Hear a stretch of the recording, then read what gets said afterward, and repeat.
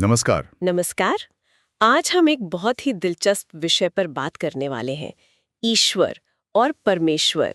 क्या ये एक ही है या इनमें कोई अंतर है? ईश्वर का असली स्वरूप मतलब है क्या? हाँ, ये सवाल तो मन में आता ही है। बिल्कुल। आजकल इतने गुरु हैं, इतने अलग अलग दावे। कोई कहता है ओम ही भगवान है, कोई सोहम को, कोई किसी मूर्ति को। सही बात है।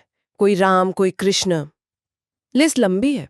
हाँ, तो इतनी सारी बातें सुनकर कंफ्यूजन तो होता ही है कि भाई सच क्या है। कि सनातन धर्म में तो एक ही सर्वोच्च सत्ता की बात होती है, फिर भी भगवान को लेकर इतने मतभेद, इतनी भ्रांतियां क्यों हैं? सही बात है।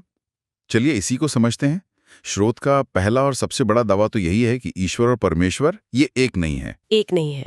अच्छा, तो फिर अंतर क्या है? मतलब जिसे हम आम तौर पर ईश्वर या भगवान कहते हैं। हाँ, श्रोत के अनुसार ईश्वर एक दिव्य चेतन सत्ता है जो भगवान से उत्पन्न होती है।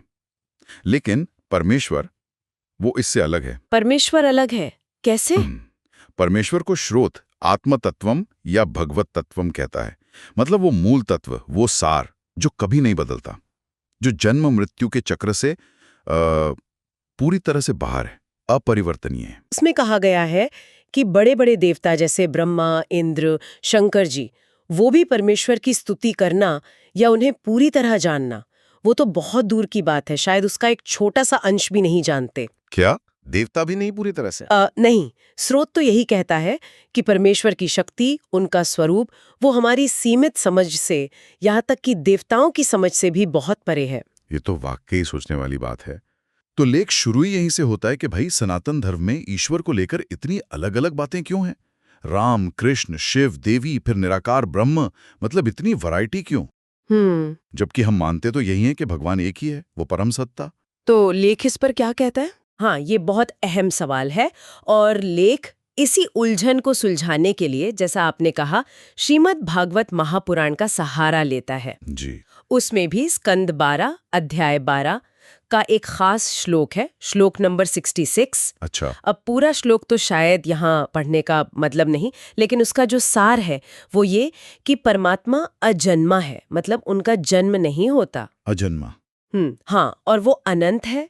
समय और स्थान, मतलब देश और काल, इनकी सीमाओं से परे हैं। ओके। और सबसे जरूरी बात, श्लोक उन्हें आत्मतत्व या भगवत तत्व कहता है। आत्म तत्व, इसका मतलब वो परम चेतना, वो एसेंस, वो मूल सार जिससे सब कुछ है। अच्छा, वो निराकार परम स्वरूप। हाँ, बिल्कुल वही चेतना जो सब में है और सबसे परे भी। और श्लोक में एक और बहुत दिलचस्प बात कही गई है। क्या? कि ब्रह्मा, इंद्र और शंकर जी जैसे बड़े बड़े देवता भी, वो भी उनकी महिमा को पूरी तरह से नहीं समझ सकते। क्या बात है, देवता भी नहीं? हाँ। वाह।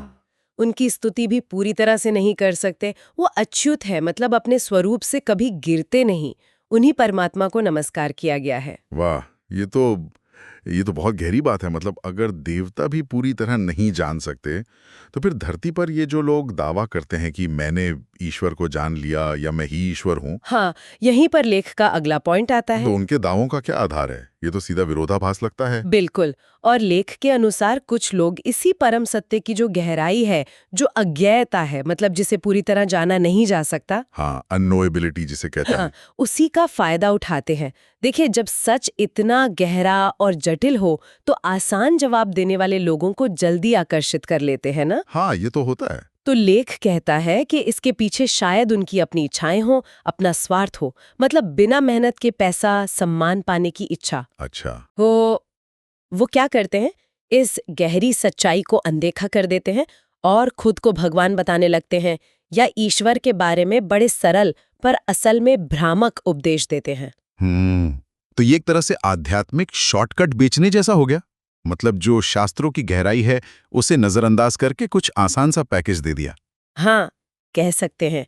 और लेख में ऐसे लोगों के लिए, मतलब ऐसे गुरुओं और उनके अनुयायियों के लिए एक चेतावनी भी दी गई है। अच्छा, चेतावनी भी है क्या? हाँ, एक दोहे का जिक्र है।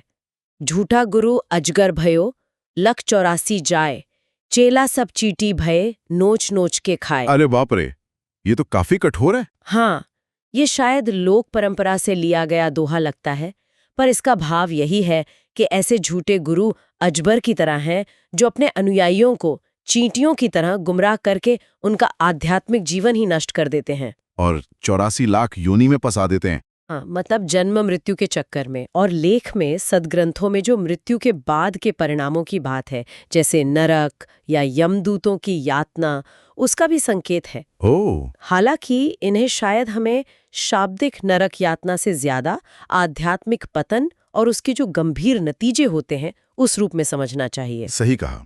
मतलब लेख काफी मजबूती से अपनी बात रख रहा है और चेतावनी भी दे रहा है कि लोग सावधान रहें। ये वाकई गंभीर बात है जहां आस्था का सवाल हो। बिल्कुल। तो अगर हम इस पूरी बातचीत को समेटे तो सार क्या निकलता है? लेख हमें बता रहा है कि शास्त्र ईश्वर को एक ऐसी परम शक्ति मानते हैं जो जन्म मृत्यु से परे है, अनंत है। हाँ, और हमारी समझ से परे है, यहाँ तक कि देवताओं की पूरी समझ से भी परे। बिल्कुल। और ये नजरिया उन आसान सीमित परिभाषाओं और दावों से बिल्कुल अलग है जो आजकल हमें सुनने को मिल जाते हैं। सही। तो ये विश्लेषण हमें एक तरह से ना विवेकपूर्ण और जागरूक बनने को कहता है कि जब भी हम ईश्वर, धर्म या अध्यात्म के बारे में कोई दावा सुने तो उसे शास्त्रों की उस गहरी रहस्यमयी सच्चाई की कसौटी पर परखें। हाँ, आंख बंद करके विश्वास ना करें। बिल्कुल।